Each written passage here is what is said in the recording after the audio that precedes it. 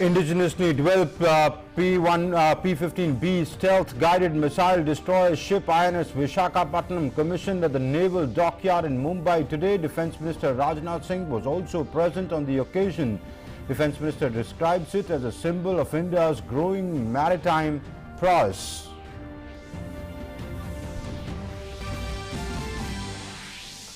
Union Minister of Information and Broadcasting Anurag Singh Thakur inaugurates the Indian Panorama and the 52nd International Film Festival of India today. INB Minister felicitated feature and non-feature jury members in the inauguration ceremony of the Indian Panorama.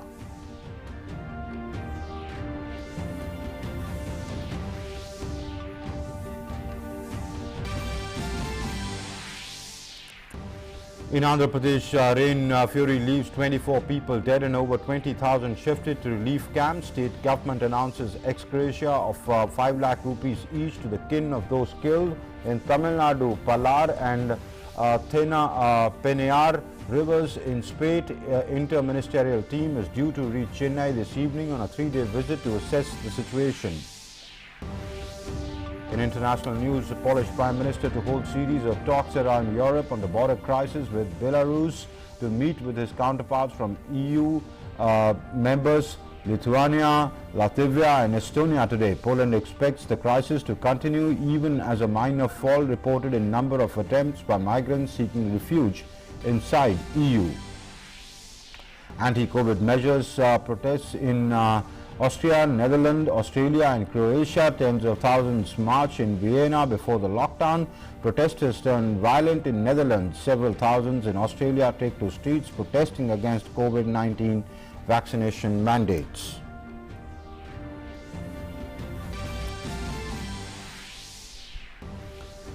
And in cricket, India to take on New Zealand in the third and the final 2020 match at Eden Gardens in Kolkata today. Men in blue, who are 2-0 ahead in the series, will look to go for a clean sweep. Bench strength likely to be tested.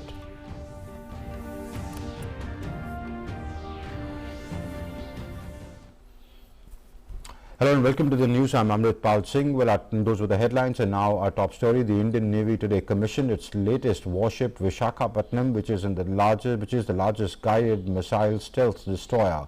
The ship is the first project of Project 15 Bravo class. The predominantly indigenous weapon sensor machinery fit and stealth features symbolize the maturing of India's shipbuilding capability and quest for self-reliance. Defence Minister Rajnath Singh was also present on the occasion. With a length of 164 meters and displacing 7,500 tons, Project 15B ships are one of the largest surface combatants to be built in India. The ship is a versatile platform capable of blue water operations across the spectrum of warfare. The ship's indigenous state-of-the-art weapon sensor suite, coupled with advanced network-enhanced capabilities or enabled capabilities and integral multi-role helicopters, make her a potent platform that packs substantial offensive and defensive capability. Speaking on the occasion, the Defence Minister said that the Indian Navy in the field of indigenous ships and submarines manufacturing has been on the front foot with initiatives like Make in India. हमारे साथ उपस्थित रहने के लिए हम आपका धन्यवाद करते हैं. Effective enclosures. Select invitees will now be ushered to the ship's helicopter deck. Guests are gently reminded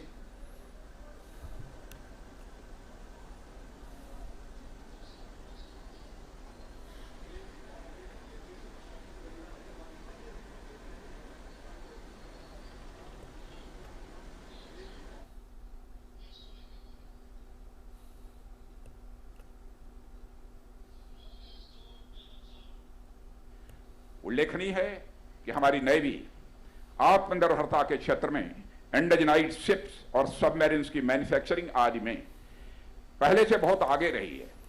make in India जैसे इनिशिएटिव्स के साथ जुड़ते हुए नेवी ने वर्ष 2014 में 75% एओएन तथा 66% caste basis contracts Indian vendors को दिए हैं तथा लगभग 90% नेवल एम्यूनिशन का इंडिजिनाइजेशन हुआ है. इसके अतिरिक्त पिछले 5 फाइनेंशियल ईयर से नेवी के मॉडर्नाइजेशन बजट का 2/3 से अधिक भाग स्वदेशी खरीद पर ही खर्च किया गया है। And Rajnath Singh described the development of indigenous aircraft carrier INS Vikrant as an important milestone in the path to achieve Atmanirbharta. देवियों सज्जनों, indigenous aircraft carrier INS Vikrant का डेवलपमेंट भी नेवी की सेल्फ रिलायंस की राह में एक मील का पत्थर है। मुझे इस बात की खुशी है, कोविड के कहर के बावजूद शिप ने नवंबर 2020 में बेसिन ट्रायल्स और अभी कुछ दिन पहले मेडन ट्रायल्स पूरे कर लिए हैं। इस पर न केवल 40 फाइटर प्लेन्स आ सकते हैं, बल्कि यह एंटी एयर, एंटी सबमेरिन और लैंड पर वार करने वाले मिसाइल से भी यह लैस है। यह कैरियर हमारी रीच इंडियन ओशन से बढ़ाकर पैसिफिक और अटलांटिक ओशन तक कर देगा।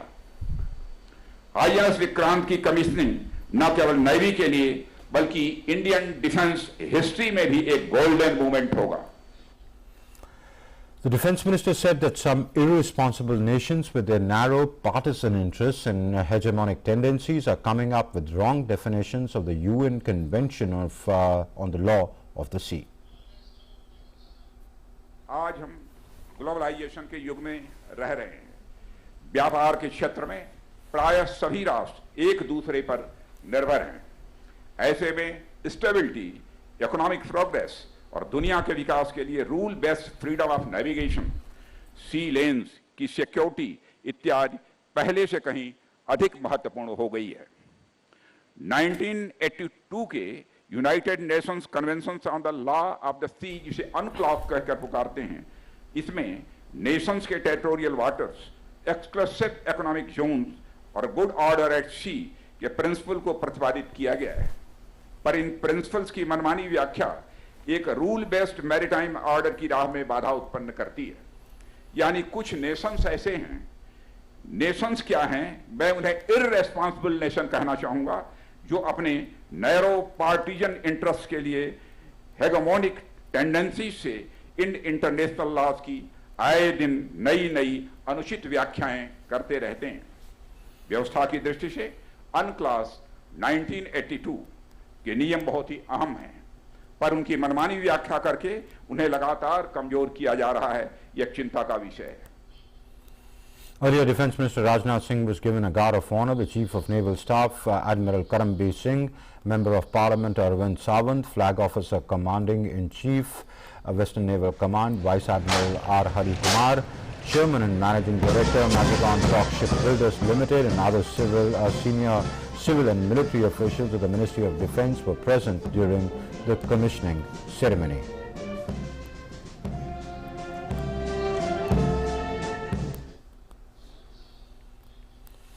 The 6th edition of the Indo-France Joint Military Exercise, Exercise Shakti 2021, has commenced at the military school of Draguignan in France. The Indian Army contingent is being represented by a composite team of 3 officers, 3 junior commissioned officers and 37 soldiers from a battalion of Gorkha Rifles and support arms.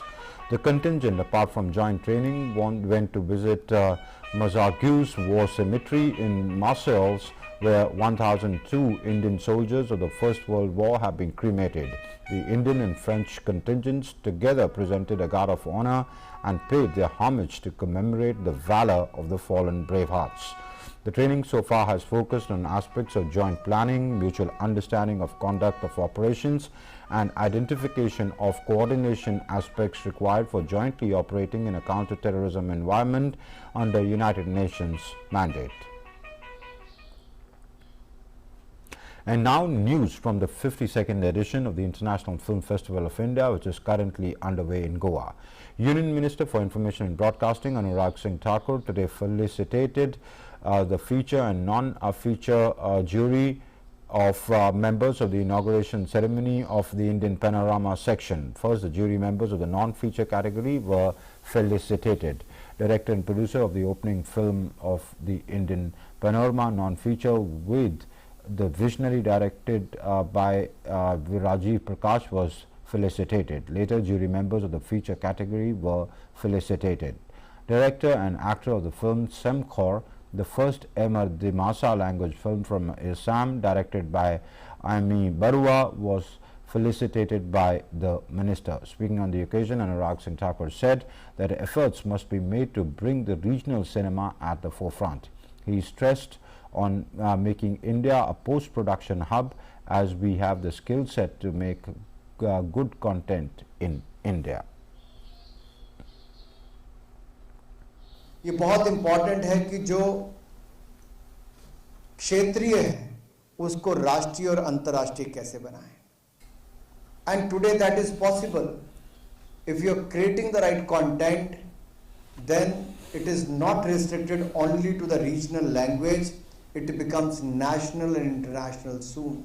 We have the talent amongst us, the technology, the skilled manpower. We can offer to the world the platform to come and shoot in India, film in India, and also to have the post-production hub in India.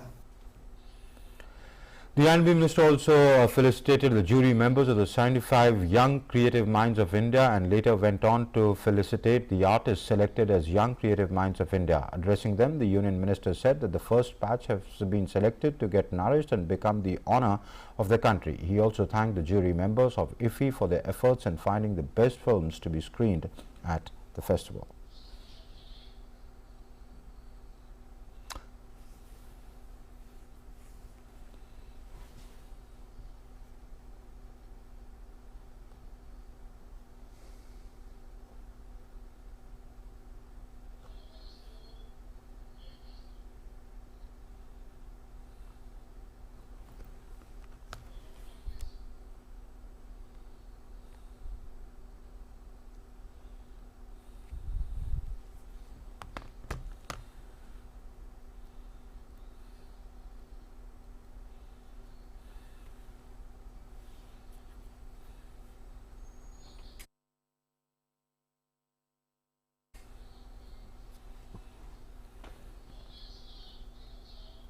International film festival of India में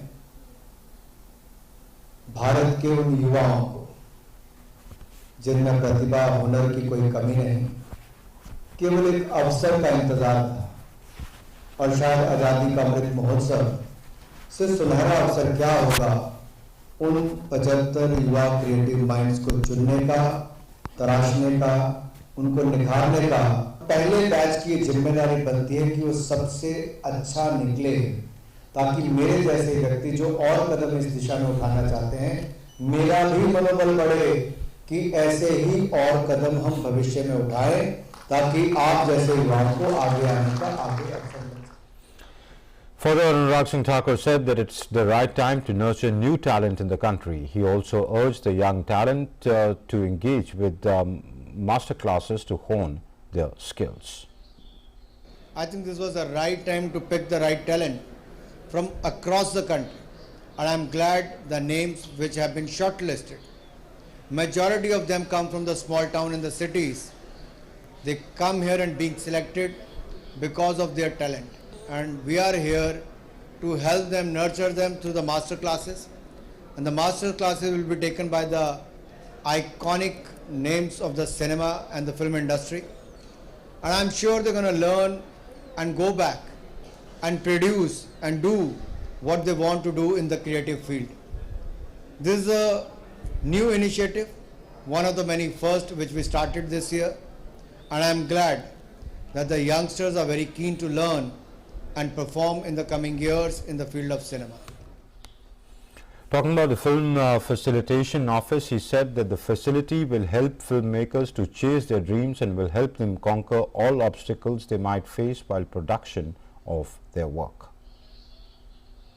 film facilitation office का काम ही ये है कि दुनिया भर के देश के कोई भी फिल्म प्रोडक्शन करना चाहते हो, फिल्म शूट करना चाहते हो, उनको सिंगल विंडो क्लियरेंस देकर राज्यों की सरकारों से बातचीत करके भी उनके लिए बड़ा सरल और सहज तरीके से वहाँ पर सुविधाएं उपलब्ध करवाते हैं, ताकि उनको दर दर की ठोकरें ना खानी पड़े और सही समय पर अच्छा काम करें. उनकी चुनौतियों को कम करने का काम किया है, हैंड होल्ड करने का काम किया है, ताकि उनकी हम कुछ मदद कर सकें, उनको राहत दे सकें। Union Minister for Women and Child Development Smriti Zubin Irani today chaired a workshop on child rights with emphasis on preventive aspects of child protection issues. The workshop was held in New Delhi and was organized by the NCPCR as part of the Azadi Ka Amrit Mahotsav. Speaking during the event, the minister highlighted the government's efforts in bringing amendments in POCSO and Juvenile Justice Acts. हमने मंत्रालय के माध्यम से कई प्रयासों को किया है। देश की संसद में पॉक्सो और जेजे एक्ट को अमेंड करने के माध्यम से राष्ट्र भर में बच्चों के लिए जो उत्पन्न हुई चिंतन या चिंता थी, उसको प्रतिबिंबित करने का हमने प्रयास किया है। But society is ever changing. Administrative needs are dynamic, and hence it is incumbent upon us that we evolve with times and be ready with solutions for the challenges that present themselves. And Smriti Irani also said that Swachh Bharat Abhiyan exemplifies child consciousness in India. She added that children are actively taking part in the movement.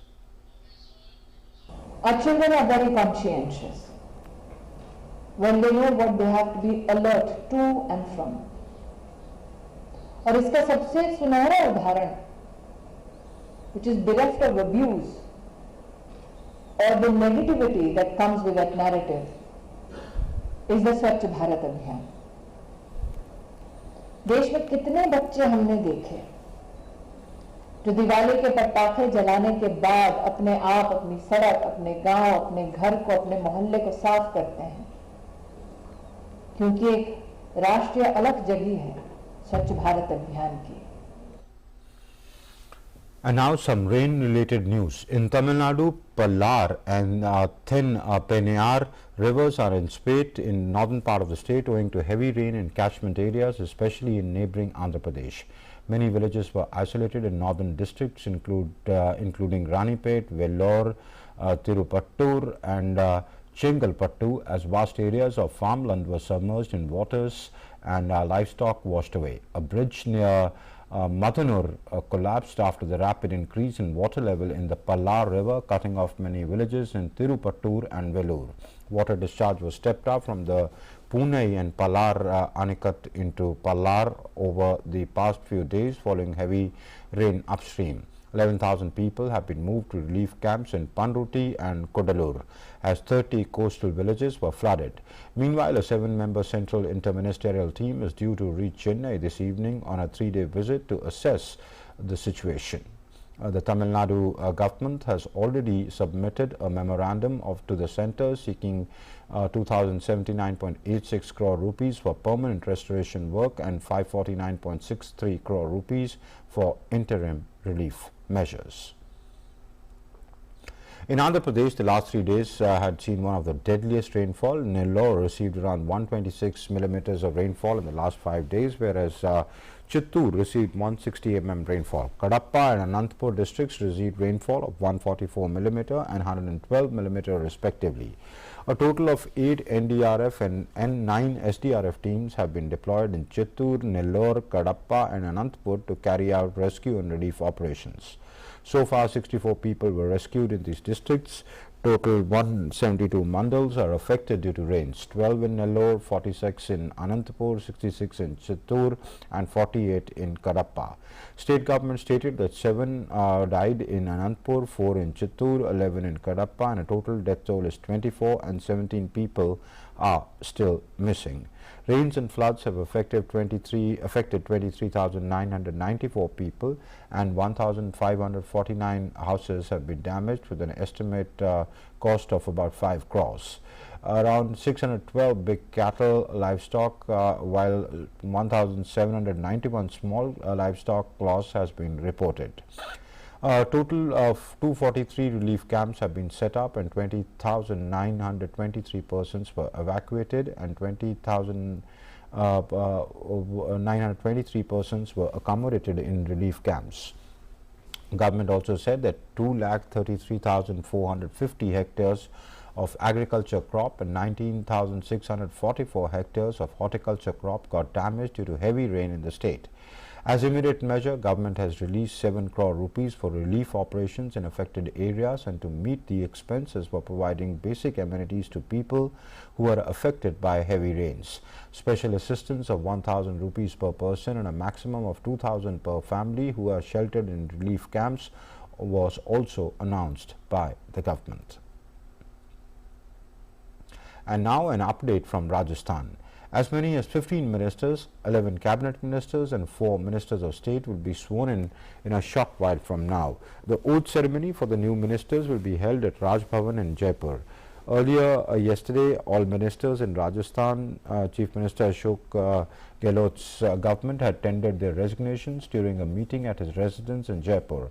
The in charge for Rajasthan affairs at the AICC, Ajay Makhan, was also present at the Chief Minister's residence.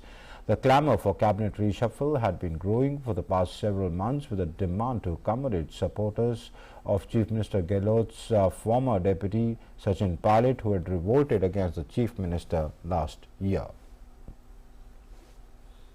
And now for some update on the vaccination front. India's COVID-19 vaccination coverage has crossed 116.5 crore landmark milestone. Cumulatively, 116 crore 50 lakh 55,210 beneficiaries have been administered vaccination so far. More than 67 lakh 25,000 vaccine doses have been administered on the 309th day of the country's largest vaccination program on Saturday, out of which 20 lakh 95,253 people were given the first dose, while 46 lakh 30,717 beneficiaries were administered the second dose on Saturday. In international news, Polish Prime Minister Mateusz Morawiecki will begin to hold a series of talks in Europe about the pressure of migrants on the European Union's border with Belarus, a crisis that he expects will continue for many months or even years.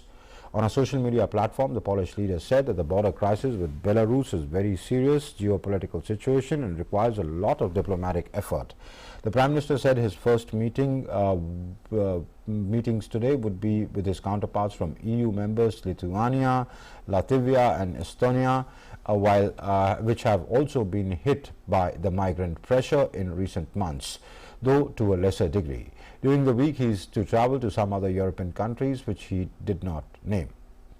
Meanwhile, a minor fall is being registered in the number of attempts being made by the Arab Kurdish migrants at the Polish-Belarus border seeking refuge inside the European Union. The Polish border guard said on Twitter that there were 195 attempts to cross the frontier on Friday, down from 250 on Thursday and 501 the day before. The West has accused Belarusian president of using the migrants as pawns to destabilize the EU in retaliation for its sanctions on his authoritarian regime. Belarus denies engineering the crisis, which has seen migrants entering the country since last summer and then trying to cross into Poland, Lithuania and Latvia. Poland is pushing the migrants back, saying it is protecting the border for all of Europe. It has received words of support from the EU, the NATO and the United States. International Organization for Migration Chief of Mission in Belarus said on Saturday that the migrants in the logistics center on the Belarusian-Polish border are still in need of basic commodities, despite the fact that their situation has improved. The UN representative called on the countries involved to work together to solve the situation. Migrants from Middle East, Afghanistan and Africa are trapped in Belarus, are trying to enter Poland, but they are being denied access. And even though Polish Prime Minister continues to oppose the influx of migrants, dozens of Poles protested at a nearby town to express their support and demand help for them. They demanded access to medics and humanitarian organizations to the border areas. Rights groups have criticized Poland's nationalist government over its treatment of the migrants, and with accusations of multiple pushbacks and failure to provide medical support as well as adequate food and shelter. Poland has imposed a state of emergency close to the border and does not let journalists or NGOs operating in the area. It says its uniformed services provide adequate care to migrants who make it to Poland when necessary. In Myanmar, the military government has rejected the unanimous resolution adopted by the Third Committee of the 76th United Nations General Assembly on the 17th of November. In an official statement issued by the Ministry of Foreign Affairs of Myanmar, the military government called the resolution politically motivated. It said that the resolution was based on unreliable sources and information. It accused that the resolution does not reflect the efforts made by Myanmar government to bring stability and rule of law for its people. The statement said that the resolution ignores the indiscriminate violence committed by terrorist groups like CRPH, NUG and PDF.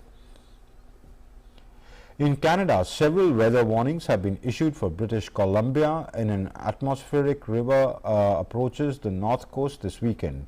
Searchers located 3 bodies swept away by landslides in British Columbia after a record rainfall that paralyzed parts of the province, leading to food and fuel shortages. In line of the devastation caused by last weekend's storm across southwestern British Columbia, the government is warning residents to get prepared for heavy rain and strong winds.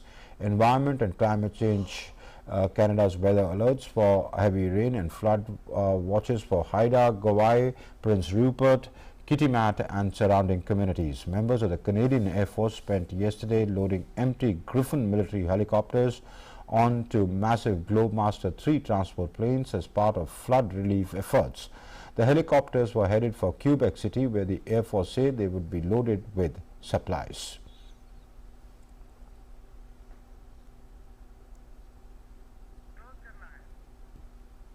That's it then in this newscast. Thanks for watching. Namaskar.